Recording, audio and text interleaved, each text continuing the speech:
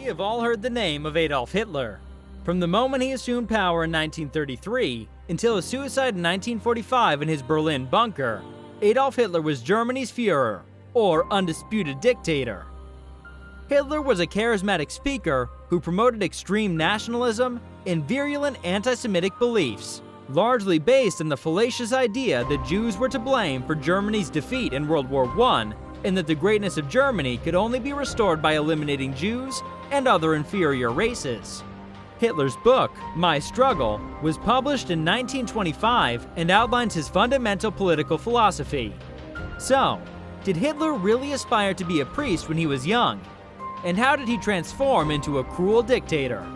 Let's have a look at this video. There have been some disagreements centered on Hitler's spiritual beliefs. While his mother, Clara, with whom he was especially close, was a practicing devout Catholic, his father, who was just nominally Catholic, was anti-clerical and wary of religion. In May 1904, Hitler received his Catholic ordination.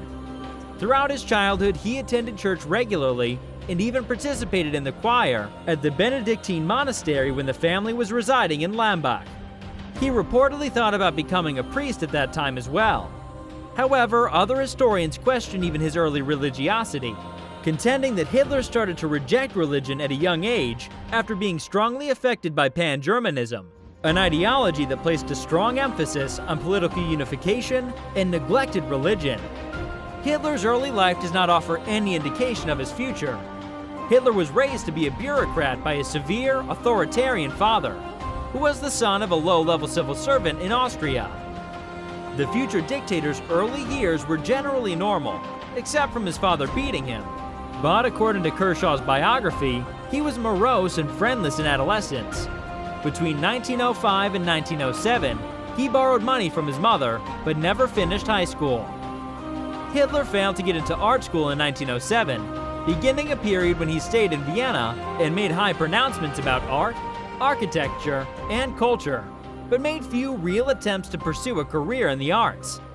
He spent 1909 in a destitute flophouse. To sustain himself, he sold cheap urban paintings. After avoiding Austria's mandatory military service, Hitler escaped to Munich in 1913. Hitler found direction and a political launchpad in the German military. Hitler's participation in World War I gave him a place in the world, says Kershaw, despite the fact that many of his friends felt he was a social misfit and prude. As Hitler recovered from a mustard gas attack, Germany surrendered. Schlunes says he worked in military intelligence for the regiment's information unit in Munich. This work got him in trouble with the German Workers' Party.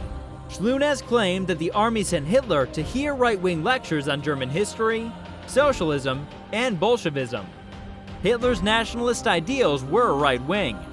Hitler liked right-wing historian Karl Alexander von Müller and economist Gottfried Feder. According to Schlunes, Müller recognized Hitler's eloquence and suggested he join the intelligence service to spy on the German Workers' Party. Schlunes says Hitler's oratory skills turned him from informant to party member. In a German Workers' Party address, someone suggested that Bavaria should secede and divide Germany.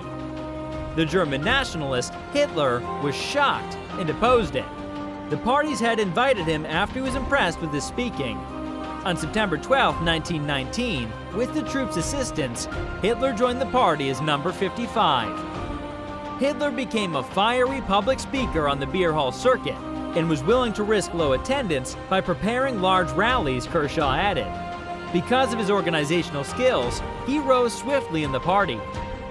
The German Workers' Party became the National Socialist German Workers' Party in 1920 under Hitler's leadership. Nationalsozialistische Deutsche Arbeiterpartei, or Nazi for short. Hitler took over the party as chairman in 1921.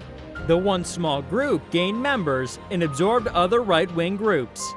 Hitler was far away, Schlunes said.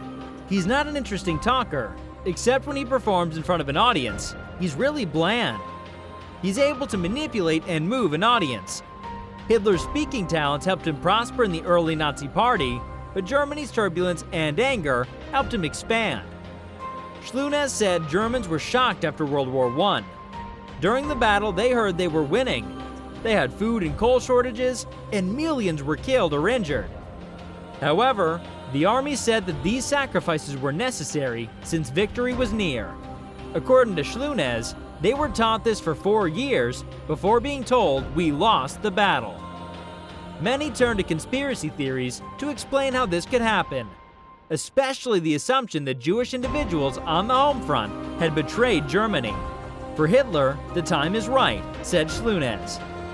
Hitler's early ascension was marred by violence. He was confident enough by 1923 to try to remove the Bavarian administration with force in the hopes that this would eventually lead to the fall of the national government in Berlin. Despite the failure of the Beer Hall Putsch, Schlunes claimed that support for Hitler's objectives was broad. Schlunes said that his trial served as a platform for the dissemination of his ideas, and that his brief 9-month incarceration provided him the chance to narrate the nearly unreadable but hugely successful biography Mein Kampf. Dr. Benjamin Head, author of The Death of Democracy, Hitler's Rise to Power, and the Downfall of the Weimar Republic, said that Hitler was smart enough to realize, after the failure of his Beer Hall Putsch, that he and his party could not come to power with violence against the institutions of the state, especially the army and the police. They could only take over by infiltrating the system, and the only way to do so was to win elections. Hitler was more widely accepted in Germany as a result of a number of factors, including the nation's disdain for the Treaty of Versailles that ended World War I and the country's economic crisis.